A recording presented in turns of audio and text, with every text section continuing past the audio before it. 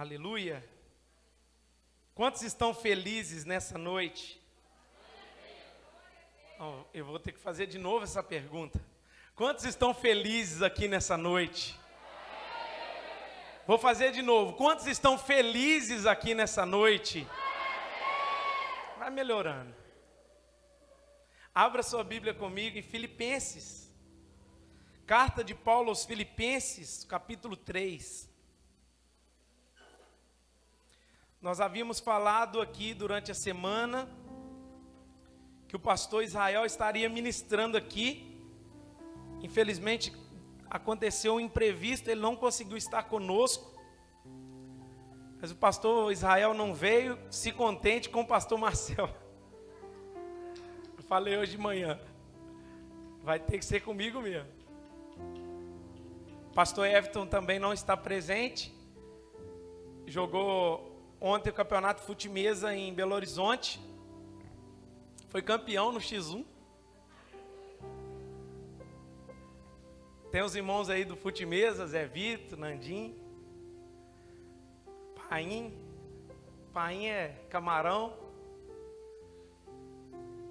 Paim é café com leite lá. E hoje ele está pregando na Batista da Lagoinha, no bairro Pedreira. Pregou de manhã e vai pregar agora à noite. Amém? Então o pastor Everton não está presente. Mas nós estamos para a glória de Deus. Filipenses 3, verso 17. Você que está aí atrás me ouve bem? Amém? Filipenses 3, 17. A Bíblia Sagrada diz assim: Irmãos, sede imitadores meus, e observai os que andam segundo o modelo que tendes em nós. Pois muitos andam entre nós, dos quais repetidas vezes eu vos dizia, e agora vos digo, até chorando, que são inimigos da cruz de Cristo. O destino deles é a perdição. O Deus deles é o ventre. E a glória deles está na sua infâmia. Visto que só se preocupam com as coisas terrenas. Verso 20. Pois a nossa pátria está nos céus, de onde também aguardamos o Salvador, o Senhor Jesus Cristo, o qual transformará o nosso corpo de humilhação, para ser igual ao corpo da sua glória, segundo a eficácia do poder que Ele tem de subordinar a si todas as coisas. Deus, muito obrigado pela sua palavra. Pedimos ao Senhor que fale conosco. Assim, ó Deus, como o Senhor falou na parte da manhã, no culto da manhã, nós queremos pedir ao Senhor, fale conosco nessa noite, nos edifica, nos exorta, nos consola pelo poder da Tua santa e gloriosa palavra. Que todos que aqui entraram possam sair daqui refletindo sobre essa palavra, Deus.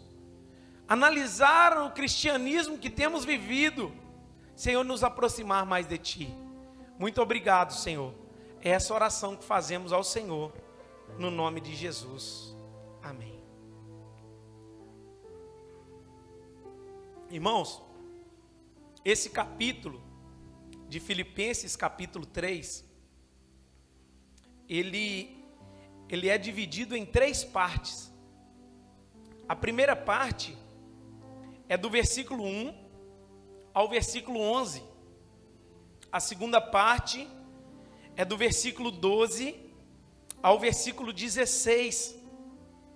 E a terceira parte é do versículo 17 ao versículo 21.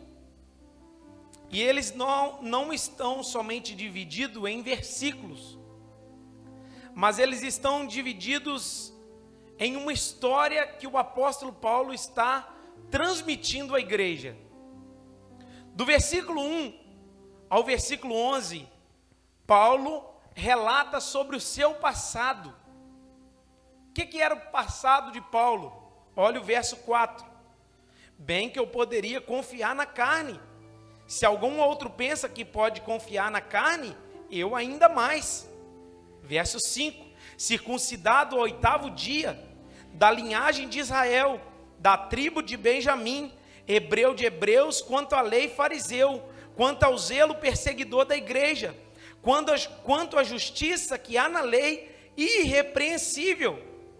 Mas o que para mim era lucro, considerei perda por causa de Cristo. Paulo está dizendo assim: eu tive um passado, e esse passado, eu vivi ele na minha carne, e muito bem, e se eu quisesse me gloriar, eu ia me gloriar na carne. Por quê? Eu tenho um currículo bom, eu sou hebreu de hebreus, eu sou da linhagem de Israel, eu sou da tribo de Benjamim, eu fui circuncidado ao 8º dia, não há cidadão aqui como eu posso olhar para mim mesmo e dizer assim: eu sou o cara. Pensa num homem que tinha todos os requisitos para bater no peito e dizer assim: eu sou o cara. Mas sabe o que Paulo vai dizer? Tudo isso eu considero como perda, por causa de Cristo. Paulo está relatando que tudo aquilo que ele vivenciou, tudo aquilo que ele participou, não era nada perto de Cristo. Ele está relatando aqui do verso 1 ao verso 11 o seu passado. Na verdade, todos nós temos um passado, sim ou não? Todos nós temos o antes de Cristo e depois de Cristo. Todos nós temos o Antigo e o Novo Testamento. Paulo, no caminho de Damasco, a Bíblia vai dizer que ele pega cartas para açoitar os cristãos. E quando ele está indo no caminho de Damasco, uma voz do céu veio e disse: Saulo, Saulo, por que tu me persegues? Aquela luz brilhou no olhar dele, ele ficou cego, 3 dias se levantou dali e foi ser o maior apóstolo que passou sobre esta terra. Ele está contando aqui que ele teve um passado na sua vida. Todos nós temos um passado. E todos nós temos o dia do Senhor, aquele dia que Deus nos encontrou, aquele dia que Deus nos salvou, aquele dia que Deus nos libertou, aquele dia que Deus te transformou. Você lembra daquele dia e sabe: esse foi o dia que Deus me transformou, esse foi o dia que Deus me purificou, esse foi o dia que eu tive um encontro com Deus. Então as pessoas olham, naquele carnaval daquele ano, Marcos Paulo do carnaval tocava no Gambá, aí todo mundo conhecia o Marcos Paulo, e agora, lavado e remido no sangue de Jesus, um novo Marcos Paulo, porque todos nós temos o antes e o depois, o antes de Cristo e o depois de Cristo. E Paulo está dizendo isso: eu tive um passado, e o meu passado foi assim, assim, assado. Mas aí ele vai relatar do versículo 12 ao versículo 16, o seu presente. Isso aqui é muito importante para nós que falam hoje. Qual que é o hoje que Paulo está relatando aqui? Olha só: não que eu já tenha recebido ou tenha já obtido a perfeição, mas prossigo para conquistar aquilo que também fui conquistado por Cristo Jesus.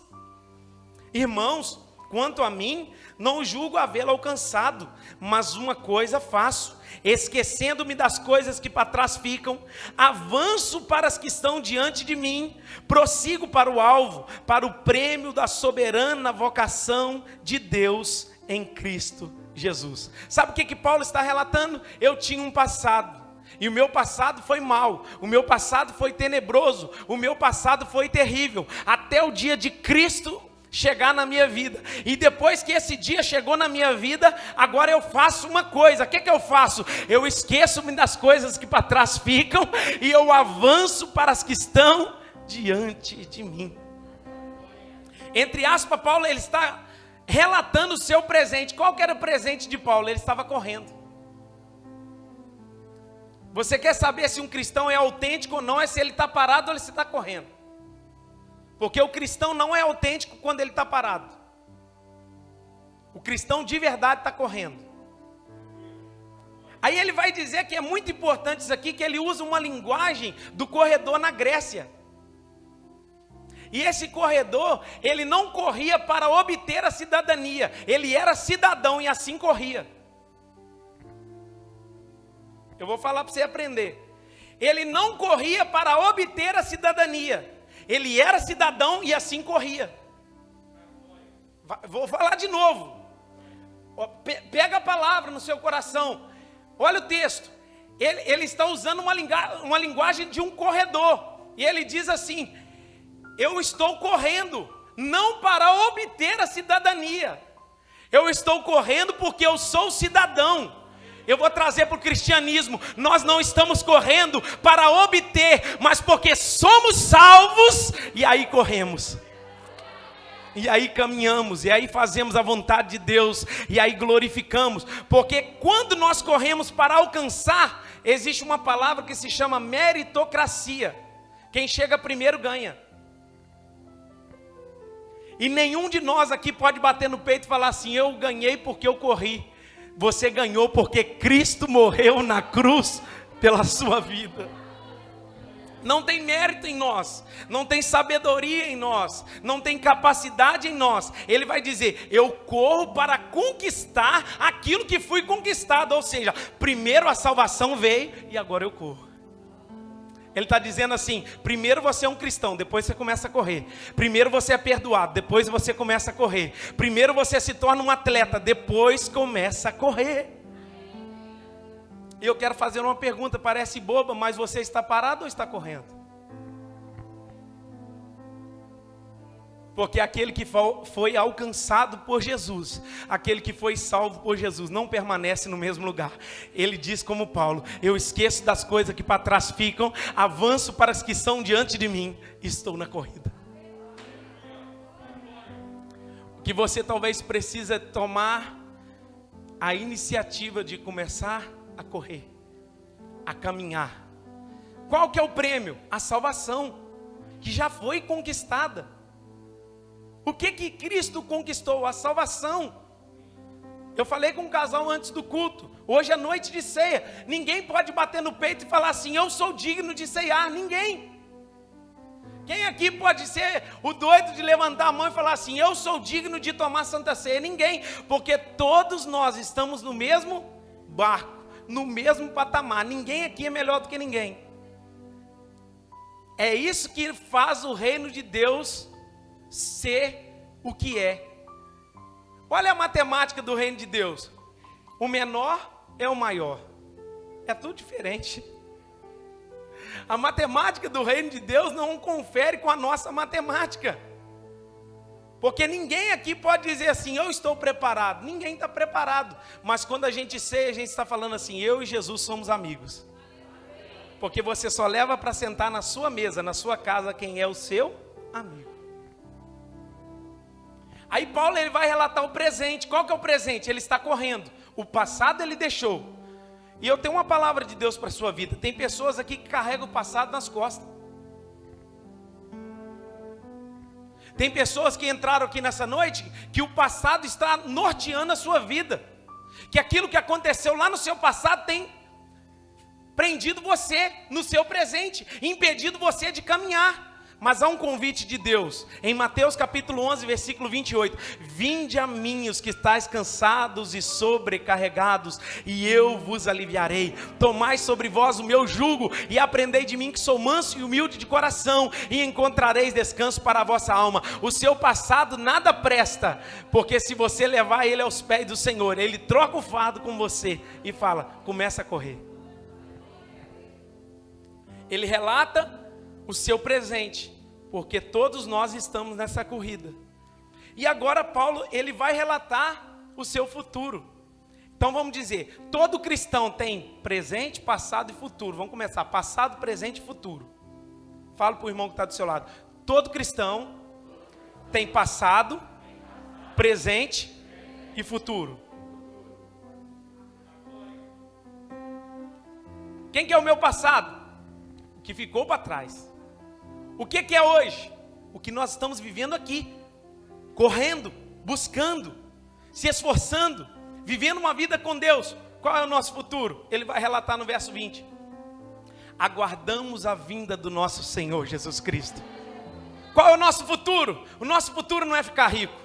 O nosso futuro não é ser conhecido. O nosso futuro não é as pessoas olharem e nos aplaudir. O nosso futuro é quando Jesus voltar para buscar a sua igreja. Aleluia.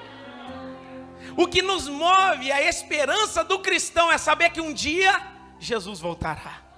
E a mensagem de esperança nessa noite para a sua vida é: Jesus voltará. E eu quero falar desse futuro. Olha o que Paulo começa a relatar, verso 17. Irmãos, sede imitadores meus, e observai os que andam segundo o modelo que tende em nós. Em 1 Coríntios 11, Paulo está dizendo assim: sede meus imitadores como eu sou de Cristo. Agora ele está dizendo assim: irmãos meus, sede meus imitadores. O que Paulo está dizendo com isso? Ele não está falando no tom de soberba, porque hoje, se alguém virar aqui e falar assim, pode me imitar, aí a gente logo vai dizer assim, esse homem é soberbo. Ou então a gente vai chamar ele de espiritual. Ao espiritual. O que Paulo está dizendo? Pode me imitar, porque eu tenho um passado. No meu presente eu estou correndo, e o meu foco é a salvação. Você só está pronto para dizer para as pessoas, pode me imitar, no dia que você tiver o seu passado apagado pelo sangue de Jesus, está correndo a corrida da fé, olhando para o foco, que é Cristo, olhando para a pátria, que é o céu. Aí Paulo vai dizer, olhe para mim, porque eu tenho um passado, e o meu presente vocês estão vendo, e eu estou indo para um lugar, que vocês sabem qual é o lugar. Em 1 Coríntios 15, 19, Paulo vai dizer assim, aqueles que esperam em Cristo somente nessa vida, são os mais miseráveis de todos os homens. Ele está dizendo assim, meu foco não é a terra, meu foco não é as coisas da terra, meu foco é o céu, eu almejo o céu. E irmãos, essa palavra é uma realidade que precisa soar constantemente no nosso coração.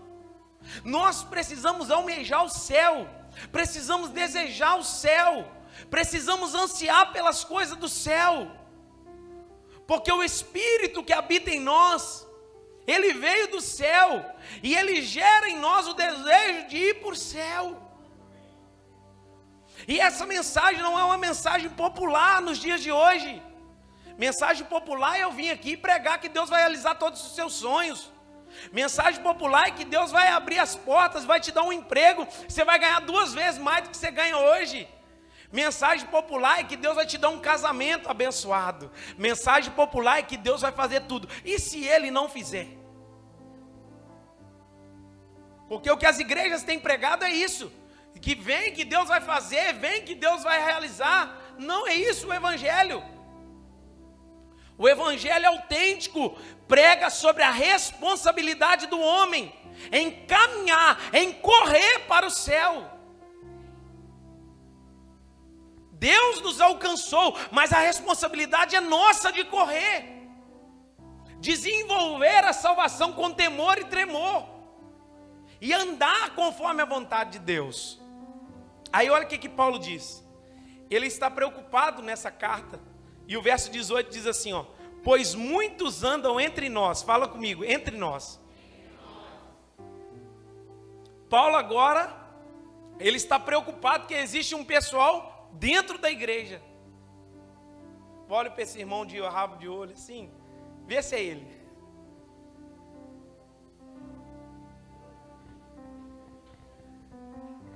Ele está dizendo assim, ó, tem um povo que está entre nós. Eu não estou chamando a atenção de vocês para vocês tomarem cuidado com o ímpio, para vocês tomarem cuidado com o mundano. Eu não estou chamando a atenção de vocês para vocês tomarem cuidado com aquilo que vem lá de fora. Tome cuidado com o povo que está dentro. Isso é perigoso, porque tem muita gente dentro da igreja que nunca foi salvo. Tem muita gente dentro da igreja que não foi transformado. que não foi liberto, e isso é um perigo. E Paulo está chamando a atenção no verso 18, pois muitos andam entre nós, eles estão dentro da igreja. Toma cuidado com aquele que se diz ser e não é.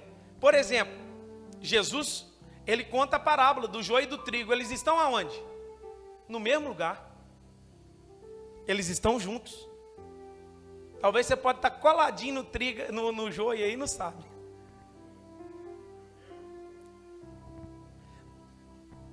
O bode e a ovelha, eles estão aonde? Juntos, no mesmo pasto. Quem olha, até sabe diferenciar, mas eles estão no mesmo lugar. Toma cuidado. Paulo está advertindo que existe um tipo de gente dentro da igreja. Ele vai relatar isso. E essa carta, irmãos, Paulo agora no verso 18, ele vai chorar. Ele fala assim, eu já falei isso muitas vezes com vocês, repetidas vezes com vocês a respeito disso que está acontecendo dentro da igreja. Aí ele vai dizer, agora estou falando com vocês chorando. Paulo, numa carta onde é a carta da alegria, quem sabia aqui que Filipenses é a carta da alegria de Paulo? Só tem uma pessoa que sabia. Olha para você ver, Filipenses 1, abra comigo, só para você acompanhar. Filipenses 1, 4. 3. Dou graças ao meu Deus por tudo que recordo de vós. Verso 4. Fazendo sempre com alegria. Ele está citando que ele está alegre quando ele lembra da igreja. Verso 18. Todavia, que importa, uma vez que Cristo de qualquer modo está sendo pregado, quer por pretexto, verdade, também com isso me regozijo, sim, sempre me regozijarei. Agora ele está dizendo, eu regozijo porque Cristo está sendo anunciado. Filipenses 2, verso 2, olha o que ele diz, completai a minha alegria. Filipenses 3, 1, quanto mais, irmãos meus, alegrai-vos no Senhor comigo.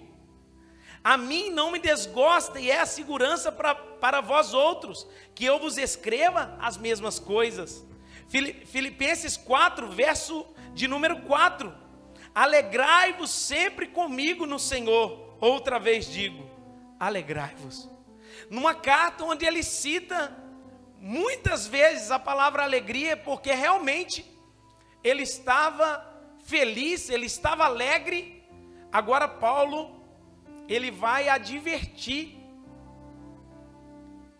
e chorar. O que faz um homem, um pastor de uma igreja chorar? Diante de uma situação que a igreja está vivendo.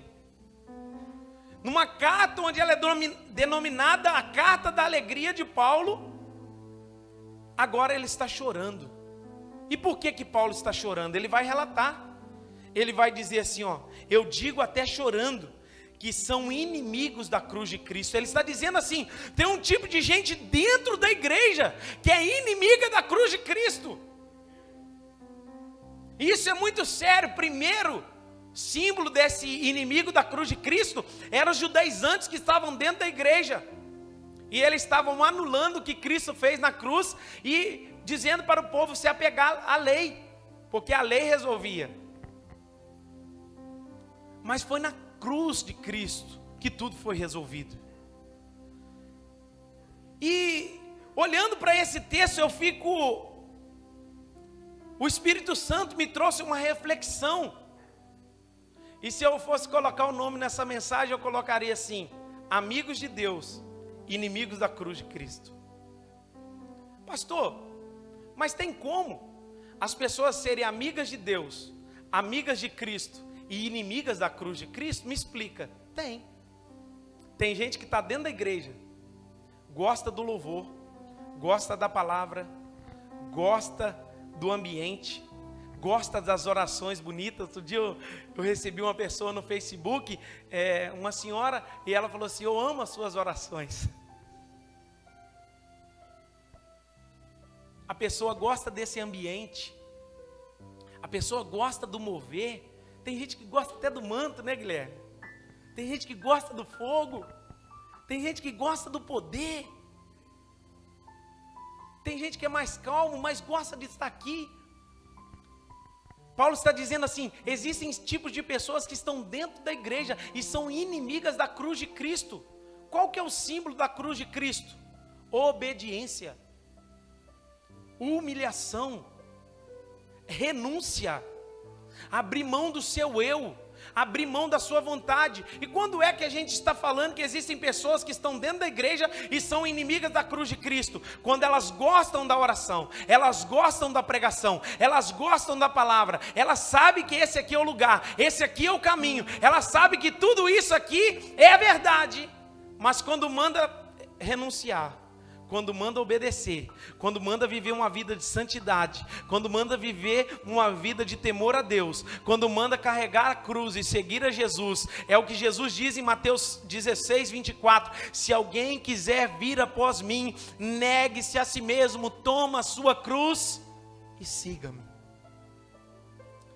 Tem jeito das pessoas estarem na igreja, gostarem desse ambiente, serem apaixonadas pela pregação, o louvor, a palavra, tudo mexe com elas. Mas quando fala assim, você tem que abrir mão de algumas coisas, estou fora. Inimigo da cruz de Cristo. Porque o símbolo da cruz de Cristo é renúncia. Filipenses 2 vai relatar muito bem isso. Ele abriu mão da sua própria glória e veio morrer como homem na terra. Sabe o que eu aprendo aqui, irmãos? Existem pessoas que estão na igreja, mas não são igreja. Isso é um perigo. Você já viu falar assim, aquele irmão está lá na sua igreja? Quando alguém fala isso comigo, até gela a barriga. Aquele fulano, não. Ele está na igreja, mas ele não é igreja. Isso é um perigo, irmãos. Quem sabe, nós amamos tudo isso aqui. Gostamos da palavra, gostamos do louvor, gostamos de tudo que é feito no ambiente da igreja, mas quando se fala assim, você tem que viver uma vida de renúncia, você tem que viver uma vida de obediência, você tem que viver uma vida como Cristo viveu, você tem que dar o outro lado da face, você tem que abrir mão das suas vontades, você tem que abrir mão dos seus desejos, você tem que viver uma vida de oração, você tem que amar a Deus sobre tudo. As pessoas falam assim, eu até gosto, mas eu estou fora. João 6, isso vai acontecer. Quando Jesus chamou os discípulos para a responsabilidade, muitos foram embora, porque não quiseram abrir mão da sua própria vida. Eu vou te dizer uma palavra nessa noite. Se você quer receber o prêmio da soberana vocação de Deus em Cristo Jesus, está correndo para isso, você tem que abrir mão de muitas coisas na sua vida. Não tem evangelho com bagagem. Não existe evangelho com bagagem. O que Moisés abriu mão? De ser chamado filho da filha de Faraó, para ser um homem usado por Deus naquele deserto. O que Davi abriu mão? Ele abriu mão de tantas coisas no seu reinado para fazer a vontade de Deus. O que Pedro abriu mão? De 2 barcos lotados de peixe, até o talo, que poderia resolver a vida dele por meses e meses. O que Paulo abriu mão? De ser considerado o homem top das galáxias do seu tempo. Ele abriu mão de tudo isso. O que Levi abriu mão? De cobrar. O que Zaqueu abriu mão? De cobrar. O que os homens que tiveram encontro com Deus na Bíblia abriram mão? Todos eles abriram mão. Então eu tenho uma má notícia para te dar. Não sei se é má ou se é boa. Você recebe essa palavra? Se você quiser receber o prêmio da soberana vocação de Deus em Cristo Jesus, você precisa abrir mão de algo. Isso aí é bom, irmãos.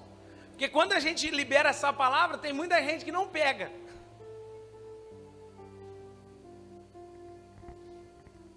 Mas evangelho é abrir mão das suas vontades. Evangelho é abrir mão do seu eu. É o que João Batista disse. Eles vinham até João Batista dizendo assim, você é o Cristo? Não, eu não sou o Cristo, eu quero desaparecer, para que ele apareça, para que ele cresça. Aí Paulo vai relatar, dizendo o seguinte, quem são essas pessoas? Olha o verso 19 comigo.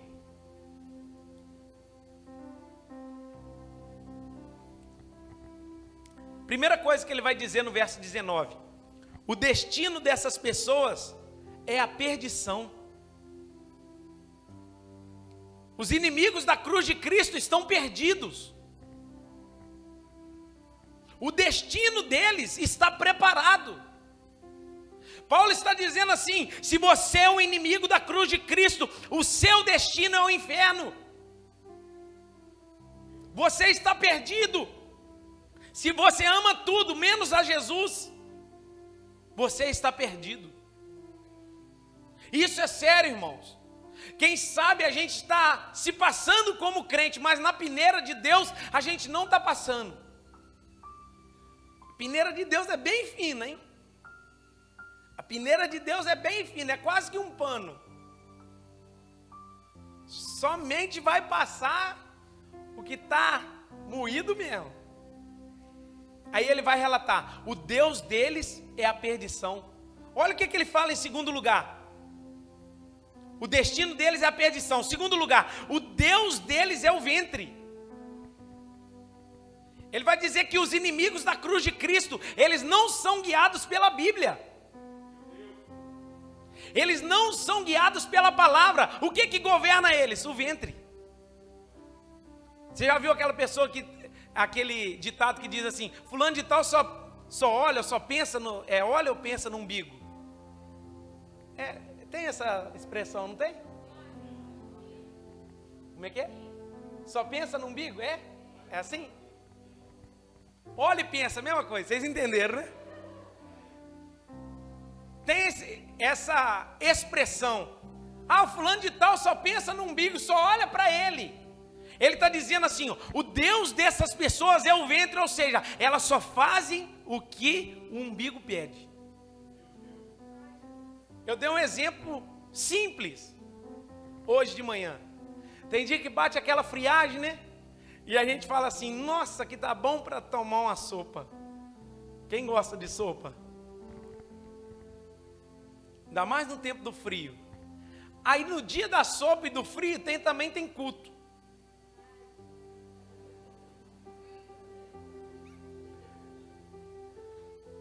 Aí você vai saber se o Deus que você vive é o Deus do ventre ou o Deus da palavra, porque a palavra do Senhor nos diz: não deixais de congregar, não deixe de abrir mão da comunhão, não deixe de andar com Deus, não deixe de ir à casa do Senhor. Aí a gente pensa assim: mas minha barriga, meu ventre está pedindo para ficar em casa hoje. Bolinho de chuva. Eu te pergunto: você tem vivido pelo que o seu ventre manda ou porque a palavra de Deus te ordena? É uma palavra dura, talvez você não saiu de casa para ouvir isso não. Mas eu estou fazendo o que Deus está me mandando. E hoje de manhã foi a mesma coisa. Como diz o pastor Wesley, Giló. Eu estou dizendo que existem pessoas que o Deus delas é o ventre, só fazem aquilo que o coração pede, que o interior pede, e não estão preparadas para abrir mão disso, para fazer a vontade de Deus. E repara que o Deus aqui está com D minúsculo. Ou seja, o Deus delas é a sua própria vontade e desejo. Cuidado com esse Deus, que você faz tudo o que o seu coração pede, faz todos os seus desejos. Vou te dizer uma coisa, irmãos. Vou apertar mais um pouquinho. Tem gente aqui que marca uma viagem, nem dorme na noite da viagem, fica tão emocionado para viajar, nem dorme direito.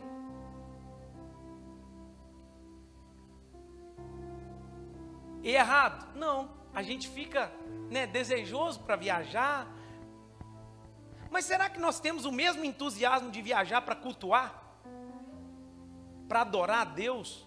Para ter uma vida de oração? Para ter uma vida de intimidade com Deus?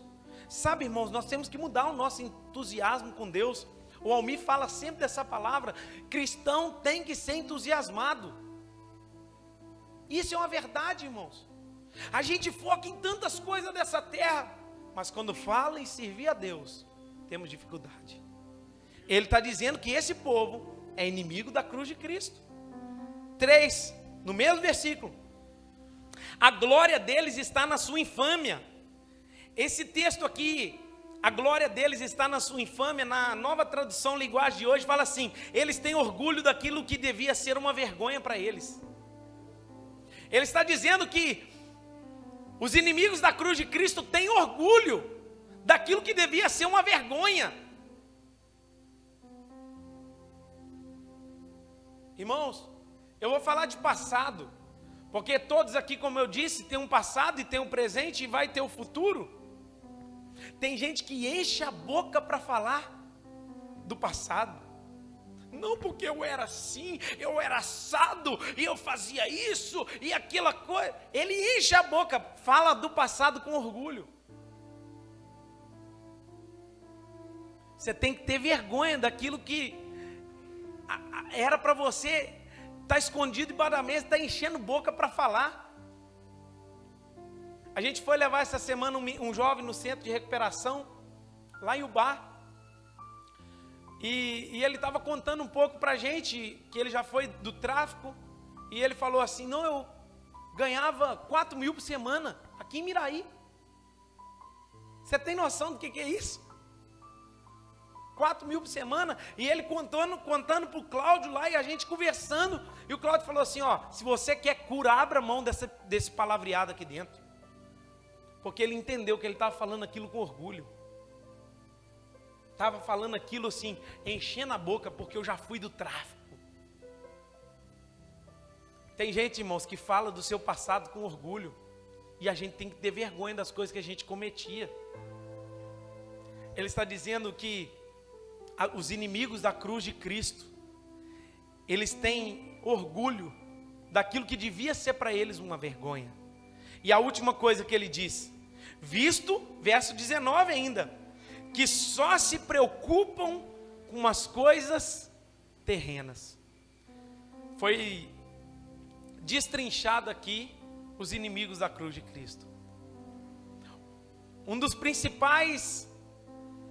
das principais características dos inimigos da cruz de Cristo é só pensar nas coisas dessa terra. É errado você ter um carro novo? Não. É errado você almejar coisas maiores? Também não. É errado você ter uma casa boa? Não. É errado você pensar em melhorar uma faculdade e correr atrás dos seus sonhos? Não é errado. É errado você ter algo que te dá prazer? Não. É errado quando o seu coração está nessas coisas. O dinheiro na Bíblia ele é condenado quando o dinheiro tem a pessoa e quando não a pessoa tem o dinheiro. Porque uma coisa é a gente ter o dinheiro, outra coisa é o dinheiro nos ter.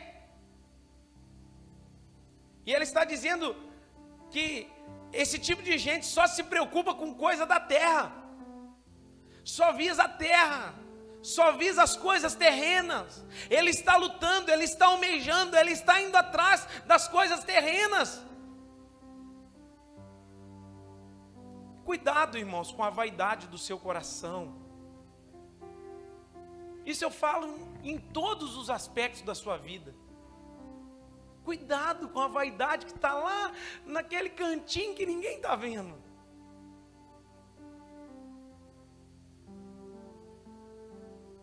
Cuidado com essa vaidade. Porque isso talvez tenha desagradado a Deus. Não tem glorificado o nome do Senhor. Aí Paulo, depois dele relatar os inimigos da cruz de Cristo, ele vai dizer algo que precisa mexer conosco. Olha o verso 20.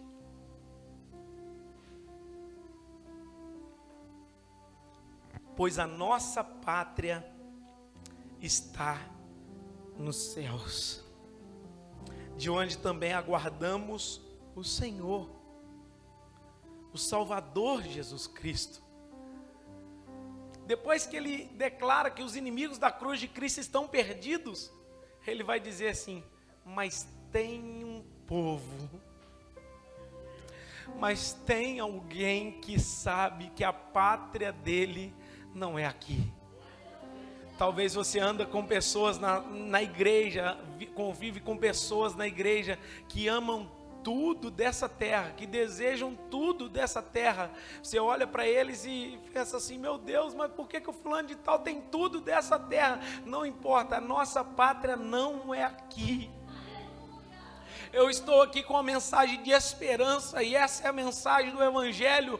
Tem muitas pessoas que pensam que o fim é lá no cemitério. Não, o fim não é no cemitério, o fim é na glória eterna daquele que foi lavado e remido no sangue de Jesus. Oh, meu amado, a nossa pátria está nos céus.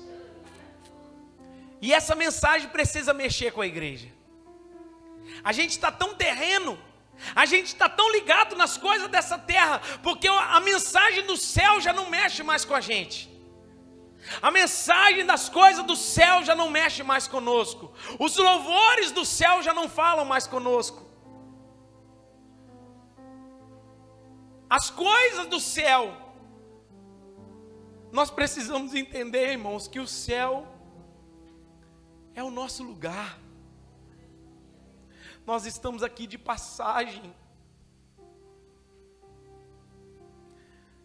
O sofrimento vai acabar, a luta vai acabar, a angústia vai acabar, a insônia vai acabar. Hoje, não vou te prometer que talvez ela pode acabar hoje, mas se não acabar, eu tenho uma certeza: no dia que você fechar os olhos aqui, você abre os olhos no céu, e essa insônia nunca mais vai te pegar. Não haverá mais pranto, não haverá mais morte, não haverá dor. Essa é uma mensagem de esperança, porque as primeiras coisas são passadas. E eu estou aqui pregando que talvez tem gente que precisa entender que Jesus pagou um alto preço na cruz do Calvário. Não é para você ser abençoado, não, é para você conquistar o céu. E se Ele te abençoar? Amém. Se não abençoar? Amém também. E se Ele te enriquecer? Amém. Se não enriquecer? Amém também. E se Ele curar você? Amém. Se não curar? Amém também. Se Ele realizar seus sonhos? Amém. Se não realizar? Amém também. Se Ele te der o casamento que você almeja? Amém. Se não der? Amém também. Porque Ele sabe de todas as coisas. Eu peço que você pense, nos últimos dias, ou na última semana, ou no último mês, você tem almejado terra, ou você tem almejado o céu? A mensagem de esperança do Evangelho é: Jesus morreu para nos salvar. Você pode ficar de pé no seu lugar?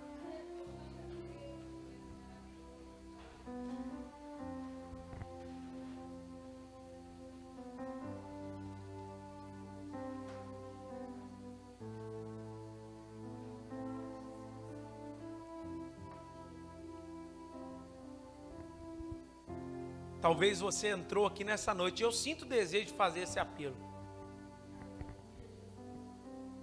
Hoje é noite de ceia, nós vamos ceiar. Mas talvez entrou aqui alguém nessa noite que precisa reconciliar com Jesus. Precisa entregar a sua vida nas mãos de Jesus. Porque talvez até o dia de hoje você entrou aqui e você está sendo inimigo da cruz de Cristo. Mas a mensagem do Evangelho é essa: Ele te fez de inimigo para amigo.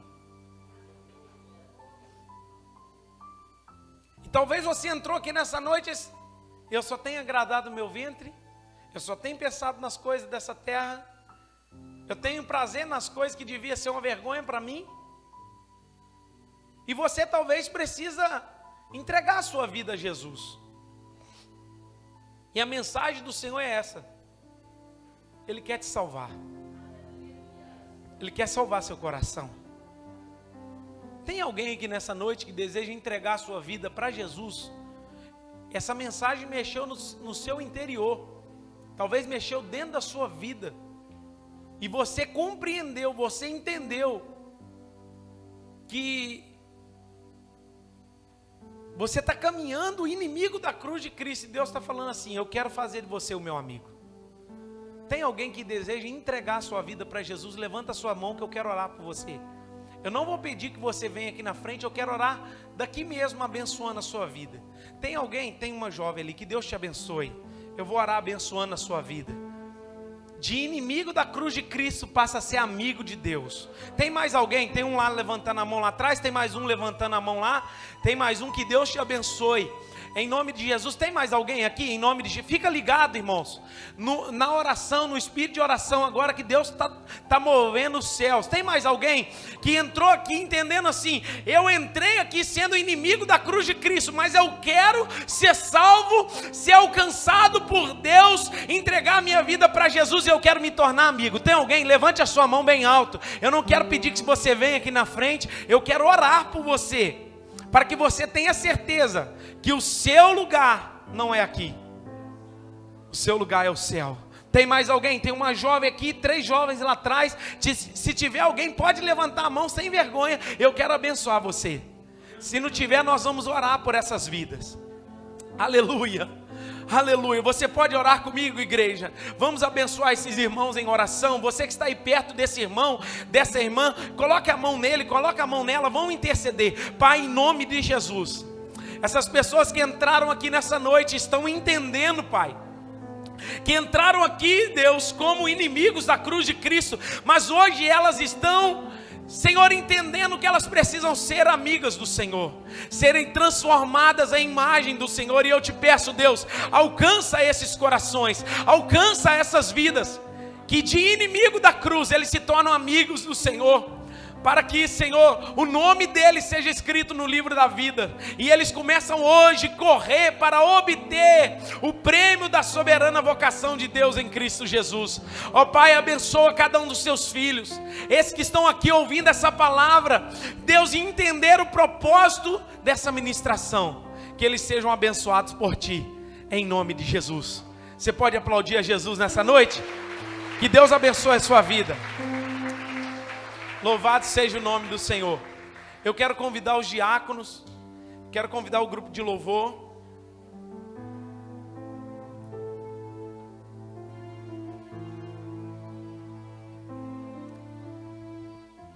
Olha o que o texto diz. É a santa ceia do Senhor. Porque eu recebi do Senhor o que também vos entreguei. O Senhor Jesus, na noite que foi traído, tomou o pão, e tendo dado graças, o partiu e disse: isso é o meu corpo que é dado por vós, fazei isto em memória de mim. Por semelhante modo, depois de haver ceado, tomou também o cálice, dizendo: este cálice é a nova aliança no meu sangue, fazei isso todas as vezes que bebedes em memória de mim. Irmãos, esse é o momento da ceia do Senhor. Quem é que vai tomar ceia? O que é amigo da cruz. Pastor, eu ainda estou me considerando inimigo da cruz de Cristo. Ele morreu na cruz para te tornar, para me tornar amigo dele. Que o nosso coração esteja em Deus. O pastor fala quem vai poder, quem não. Não, examine-se, pois, o homem a si mesmo, e depois coma. Examine e coma. Ele está falando assim, examine e não coma. Ele está falando, examine-se e depois coma. Ou seja, porque a ceia, ela traz vida, ela traz fortalecimento, ela traz a bênção de Deus. E a nossa oração é essa, para que esse alimento fortaleça o nosso coração e possa mexer dentro da sua alma. Nós vamos orar pelo suco, pelo pão. Eu gostaria de pedir o diácono Hélio, diaconisa Mirna, que pegue cada uma bandeja, em nome de Jesus. A diaconisa Conceição vai estar orando por esse alimento espiritual. Você pode estender as suas mãos para cá, em nome de Jesus? Senhor, meu Deus e meu Pai, Nós te louvamos, ó Pai querido, te agradecemos, ó Deus, por este pão, ó Pai, que simboliza o teu corpo, e por este vinho que simboliza, Pai, o teu sangue. Jesus, que ao participarmos, Senhor, da ceia, Pai, nós possamos ser fortalecidos, renovados, Pai querido. Por isso, Jesus, nós te agradecemos por tudo que o Senhor fez naquela cruz do Calvário, por amor a nós, e que nós possamos, Senhor Jesus, ter, Pai, as nossas forças renovadas e aguardando, Pai, firme, Senhor, a tua volta. Por isso te agradecemos, ó Pai, em nome de Jesus. Amém.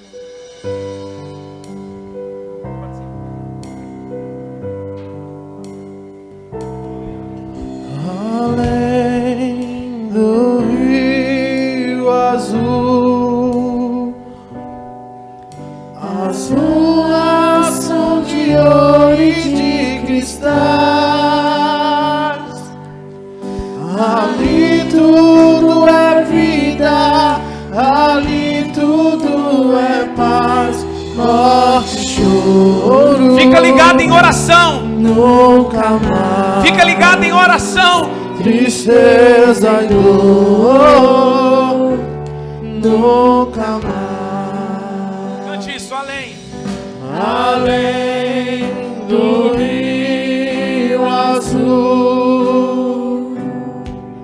as ruas são de ouro e de cristais. Ali tudo é vida, ali tudo é paz, morte, choro, nunca mais. Tristeza e dor, nunca mais. Verei o grande rio da vida. Quantos vão ver? Adora o Senhor. Claro como um cristal, verei a face do meu mestre querido. Não haverá mais noite ali, não haverá nenhum clamor. Verei os olhos de Jesus, me tocarei seu rosto, em mim não haverá mais noite ali. Você pode cantar isso nessa noite. Não haverá. Verei os olhos de Jesus e tocarei seu rosto em mim.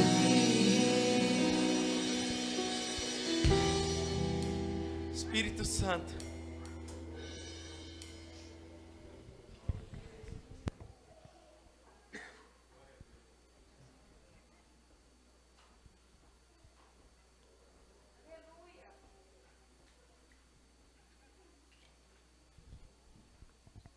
Você que recebeu o alimento, segure ele em suas mãos. Todos receberam? Diz assim a palavra do Senhor. Todo mundo conseguiu abrir?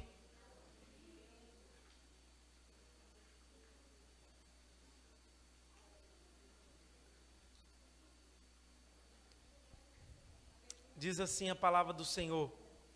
Porque eu recebi do Senhor o que também vos entreguei. Senhor Jesus, na noite que foi traído, tomou o pão e, tendo dado graças, partiu e disse: isto é o meu corpo que é dado por vós, fazei isto em memória de mim. Pode comer o pão.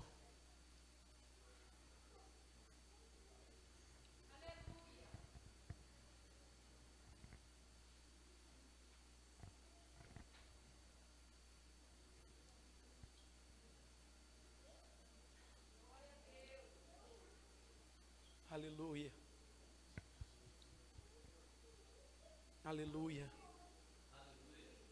Por semelhante modo, depois de haver ceado, tomou também o cálice, dizendo: este cálice é um novo testamento no meu sangue. Fazei isso todas as vezes que beberdes em memória de mim. Tomamos todos.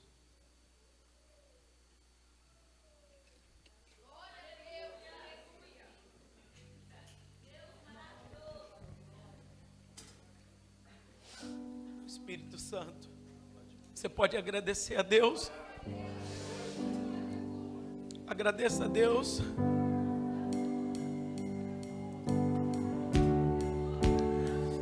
Levante as suas mãos. Você pode ficar de pé, você que se assentou. Morte, choro, Tristeza e dor, nunca mais. nunca mais. Morte, choro, tristeza e dor, nunca mais, nunca mais. Cante morte e choro. Morte, choro, Tristeza e dor, nunca mais, nunca mais não haverá mais noite ali, não haverá nenhum clamor. Verei os olhos de Jesus e tocarei seu rosto, em mim não haverá mais noite ali, não haverá nenhum clamor. Verei os olhos de Jesus e tocarei seu rosto, em mim. Eu tenho uma boa notícia para te dar. Posso dar a boa notícia? No céu não haverá segunda-feira. Quem recebe essa palavra? Tem mais. No céu não haverá morte, nem pranto, nem dor, porque as primeiras coisas já foram passadas. Cante isso, morte e choro. Morte e choro. Batendo palma, vai. Tristeza e dor, nunca mais, nunca mais. Morte e choro, cante. Morte e choro.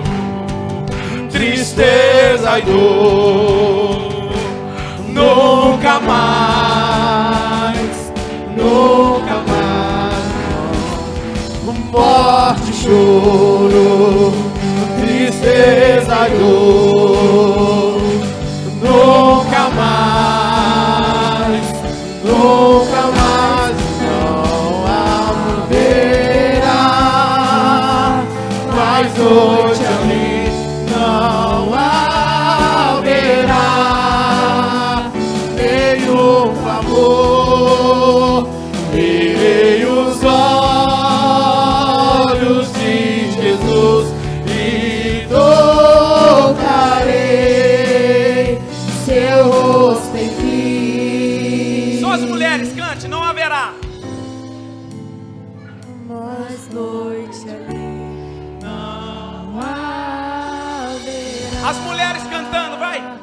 nenhum clamor. Verei os olhos de Jesus e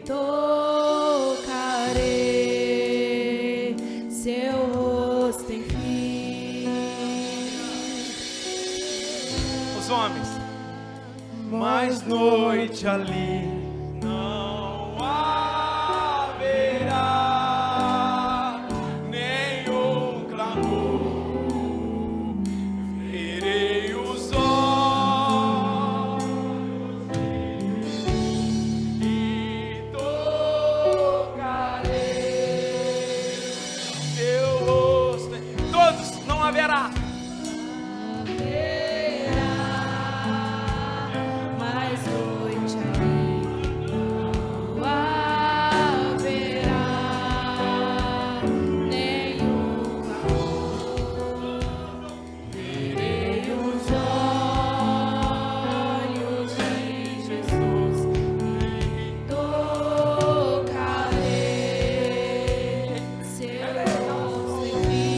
deixa eu te dizer, o arrebatamento não começa por fora, o arrebatamento começa dentro do homem. O que é isso, pastor?